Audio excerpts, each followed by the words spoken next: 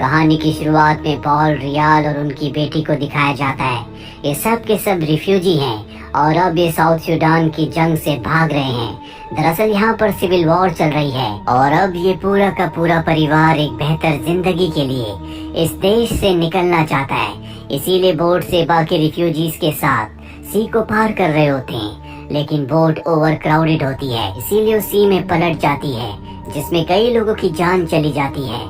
अब हमें लंदन के एक डिटेंशन सेंटर को दिखाया जाता है जिसमें बॉल और रियाल है। दरअसल उस एक्सीडेंट में इनकी बेटी की मृत्यु हो गई। 3 महीने के बाद कुछ गवर्नमेंट ऑफिशियल्स इन दोनों को अपने पास बुलाते और कहते हैं कि तुम्हें अब डिटेंशन सेंटर से रिहा कर दिया जाएगा, तुम्हें रहने के लिए घर दिया जाएगा, साथ ही खर्चे के लिए हर हफ्ते तुम्हें 75 पाउंड्स मिलेंगे, तुम्हें हर एक लॉ को फॉलो करना है, तुम कहीं पर नौकरी नहीं कर सकते, एक सोशल वर्कर तुम पर नजर रखेगा, अगर तुम अच्छे से रहे, तुमने सारे लॉस को फॉलो किया तो तुम्हें यहाँ पर रहने दिया जाएगा, नहीं तो तुम्हें तुम्हारी कंट्री वापस डिपोर्ट कर दिया जाएगा।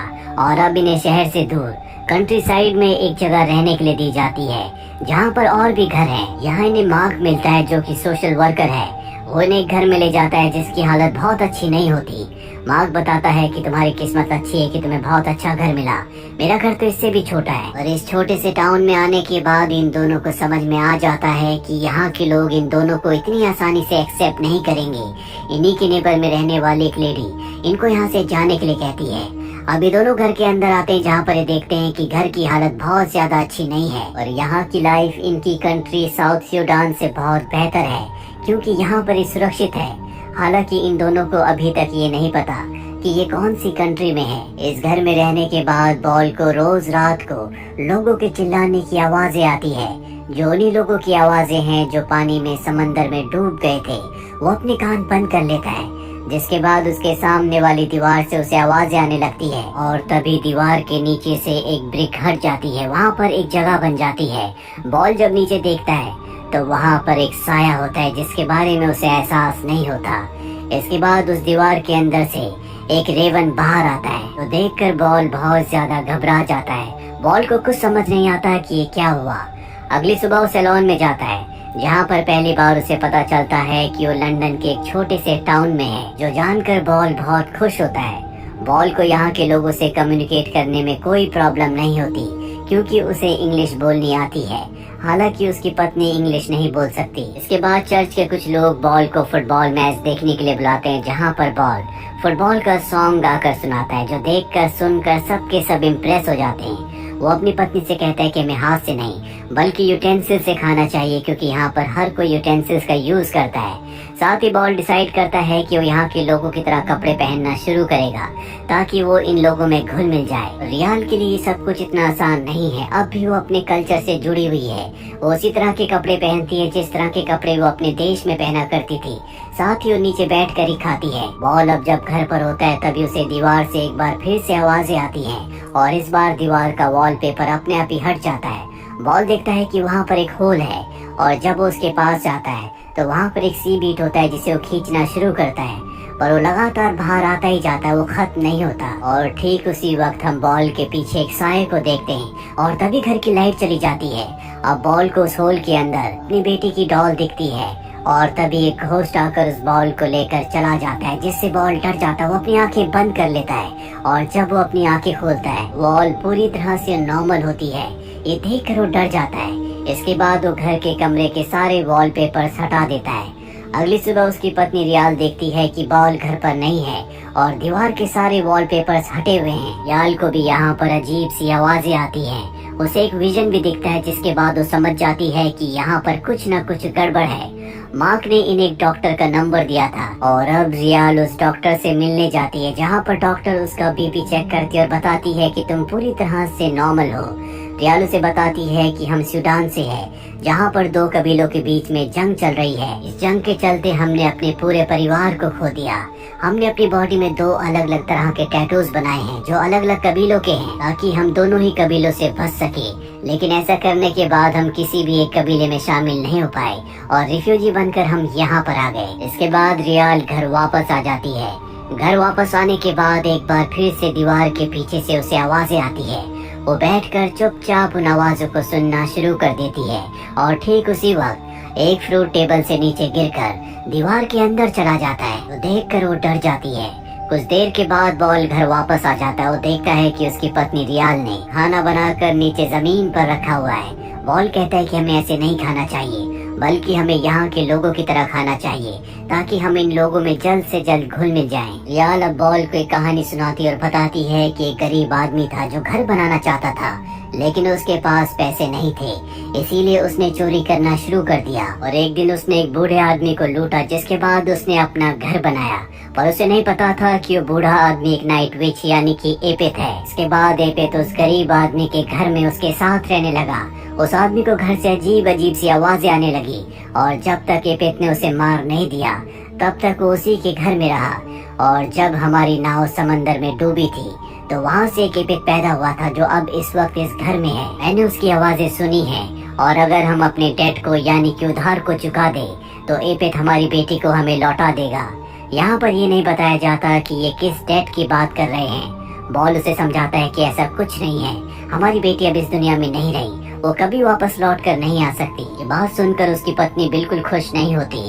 अब रात को बॉल को एक बार फिर से दीवार के पीछे से आवाजें आती हैं। वहाँ पर उसे एक बच्ची दिखती है जिसने एक ट्राइबल मास्क पहना होता है, और ये और कोई नहीं उसकी बेटी है। तभी यहाँ पर बहुत सारे साए आ जाते हैं, तो चाकू से उसके ऊपर हमला करने की कोशिश करते हैं। वो घर के बाहर आ जाता है। तभी उसकी नेबर उसे देख लेती है। बॉल उसके सामने पूरी तरह से नॉर्मल हो जाता है, क्योंकि अगर किसी ने भी उसकी एबनॉर्मल हरकत को देख लिया तो उसकी और उसकी पत्नी की कंप्लेंट हो जाएगी, जिसके बाद इन दोनों को इस देश से निकालकर वापस इन्हीं के देश भेज दिया जाएगा। और बॉल ऐसा नहीं चाहता। बॉल घर के अंदर वापस आ जाता है और अपनी पत्नी रियाल से उन सभी चीजों को ले लेता है जो अपने साथ अपने देश से लाई थी। वो कहता है कि सब की सब श्रापित है, इसीलिए उन सब को जला देता है। साथ ही वो अपनी पत्नी के बनाए हुए बीट के उस नेकलेस को भी जला देता है, जो उसकी पत्नी ने डॉल से बनाई थी, जो कि इनकी बेटी की थी। अब अगली सुबह बॉल मार्केट जाता है, जहाँ से वो दीवार को रिपेयर करने के लिए कुछ वॉलपेपर्स लाता है। साथ ही वो कुछ ऐसी ड्रेसेस भी खरीदता है जिससे वो यहाँ के लोगों की तरह दिखे। घर आने के बाद वो दीवार को रिपेयर कर देता है। अब रात को बॉल देखता है कि उसकी पत्नी चेयर पर बैठी हुई है और सामने किसी से बात कर रही है, पर उसके सामने कोई नहीं होता। वो अपनी पत्नी से कहता है कि तुम्हें बाहर जाना चाहिए, लोगों से बात करना चाहिए, तुम्हारी दिमागी हालत खराब हो रही है। कुछ देर बाद बॉल देखता है कि उसके घर की दीवार टूट चुकी है। वो समंदर के किनारे है, जहाँ पर बहुत सारे घोस्ट हैं जो उसे परेशान कर रहे हैं। बॉल चिल्ला चिल्ला कर कहता है कि ये मेरा घर है, तुम यहाँ से चले जाओ। ये कहते कहते बॉल दीवार पर जोर जोर से मारने लगता है। बॉल को कुछ समझ नहीं आता कि उसके साथ क्या हो रहा है। अगली सुबह वो मार्क से मिलने जाता है और कहता है कि जिस घर में हम रह रहे हैं वहाँ से हमें किसी और घर में शिफ्ट कर दो, क्योंकि वहाँ पर बहुत सारे कीड़े मकोड़े हैं, जिससे मेरी पत्नी की तबीयत खराब हो रही है। वो मार्क को घोस्ट यानी कि एपिथ के बारे में कुछ नहीं बताता, क्योंकि अगर उसने मार्क को बताया तो वो उसे पागल समझेगा और उसे इस देश से अपनी पत्नी के साथ अपने देश वापस जाना पड़ेगा। मार्क कहता है कि हम तुम्हारी डिमांड को पूरा नहीं कर सकते। जो घर हमने तुम्हें दिया है वहाँ पर हम अमूमन 2 से 3 परिवार को रखते हैं, पर इस वक्त तुम अकेले अपनी पत्नी के साथ रह रहे हो। ये सुनकर बॉल को बहुत गुस्सा आता है। वो डिसअपॉइंट हो जाता है और उसके हाथ में जो गिलास होता है गलती से उससे टूट जाता है। बॉल घर वापस आ जाता है, जहाँ दीवार के पीछे होल के अंदर उसे बहुत सारे घोस्ट दिखते हैं जो उसी को देख रहे होते हैं। उसे अपनी बेटी भी दिखती है, जो उसे वो नेकलेस वापस कर देती है जो उसने जला दिया था। और अब यहाँ पर मार्क भी घर का इंस्पेक्शन करने के लिए आता है। वो देखता है कि घर की दीवारें टूटी हुई है। वो बॉल से कहता है कि ये कीड़े मकोड़ों का काम नहीं है, तुम्हें जल्द से जल्द इसे रिपेयर करना होगा, नहीं तो मैं इसकी कंप्लेंट गवर्नमेंट ऑफिशियल से करूंगा। मार्क जब जा रहा होता है तभी यहाँ बॉल की पत्नी रियाल आ जाती है और वो मार्क को घोस्ट की सारी बातें बता देती है कि इस घर में उनके साथ क्या हो रहा है। मार्क को उसकी बातों पर बिल्कुल विश्वास नहीं होता और वो अपने असिस्टेंट से कहता है कि शायद इनकी दिमागी हालत खराब है, हमें ये बात अपने गवर्नमेंट ऑफिशियल्स को यानी कि सीनियर्स को बतानी होगी। ये कहकर वो वहाँ से चला जाता है। बॉल अपनी पत्नी से कहता है कि तुम्हें सब नहीं कहना चाहिए था, और अब वो घर के खिड़की दरवाजे सब कुछ बंद कर देता है और उस वॉल के सामने कैंडल जलाता है और कहता है कि मैं तुमसे बात करना चाहता हूँ। और पहली बार हमें उस घोस्ट की, जिसे बॉल और उसकी पत्नी एपिथ कहते हैं, उसकी आंखें दिखाई जाती है, जो बॉल से कहता है कि चाकू से तुम अपने हाथ को काट लो, जिसके बाद मैं तुम्हारी बेटी को, तुम्हारी पत्नी को वापस लौटा दूंगा। बॉल कहता है कि तुम मेरा फिजिकली कुछ भी बिगाड़ नहीं सकते, तुम सिर्फ एक छला हुआ एक धोखा हो। ये सुनकर एपिथ को गुस्सा आ जाता है, वो उसका सर पकड़ लेता है, जिसके बाद बॉल को विजन आता है, जिस विजन में वो उसी पल को देखता है जहाँ पर बहुत सारे लोग पानी में डूब रहे हैं। और ये देखकर बॉल को बहुत पेन होता है। रियाल ये देखकर बहुत ज्यादा डर जाती है, वो घर से बाहर निकल रही होती है। और अब एपिथ उसे भी एक विजन दिखाता है जिसमें वो अपने देश सूडान में है। वो एक हाउसिंग कॉम्प्लेक्स में होती है जहाँ पर उसके पूरे परिवार को मार दिया गया था। भी वहाँ पर बॉल आता और अपनी पत्नी रियाल को लेकर वहाँ से बाहर निकल जाता है। इन्हें एक रिफ्यूजी बस मिलती है जिसमें औरतों को और उन लोगों को रखा जा रहा होता है जिनके साथ बच्चे हैं, और इनके साथ कोई बच्चा नहीं है, इसीलिए बॉल इस बस में नहीं बैठ सकता। बॉल देखता है कि वहाँ पर एक बच्ची है जिसे जबरदस्ती वो अपने साथ बस में बैठा लेता है, और तभी उस बच्चे की असली माँ देख लेती है। वो उसके पीछे आती है, लेकिन तब तक यहाँ पर दूसरे ट्राइबल आ जाते हैं जो इनके ऊपर हमला कर देते हैं। हालांकि ये बच्ची इनकी असली नहीं है, लेकिन फिर भी रियाल इस बच्ची की रक्षा अपनी बेटी की तरह करती है। और जब ये सब के सब समंदर में बोट में होते हैं तो कुछ लोग पानी में गिर जाते हैं, जिसमें ये बच्ची भी होती है। वो चिल्लाती है कि मुझे तैरना नहीं आता। हालांकि बॉल देख लेता है, लेकिन फिर भी वो उसकी मदद नहीं करता। वो सिर्फ अपनी पत्नी रियाल को बचाता और उस बच्ची को मरने देता है। अब यही रियाल के विजन में एपिथ रियाल के सामने एक बूढ़ी औरत के रूप में होता है और उसे एक चाकू देता है और कहता है कि अगर तुम इस चाकू से अपने पति का यानी कि बॉल का हाथ काट दोगी, मैं उस बच्ची को तुम्हें वापस लौटा दूंगा। कहानी वापस प्रेजेंट में आती है जहाँ पर बॉल के सामने चाकू है। उसे एहसास होता है कि जो कुछ उसने किया था वो गलत था और अब उसे उस डेट को, सुधार को चुकाना होगा।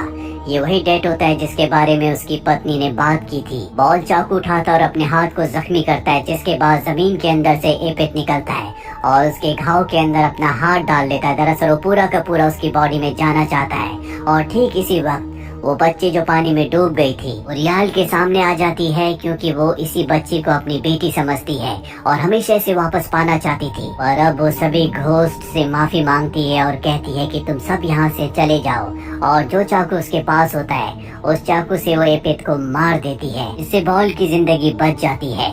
कुछ दिनों के बाद यहाँ पर मार्क अपने सीनियर के साथ आता है ताकि वो घर का इंस्पेक्शन कर सके।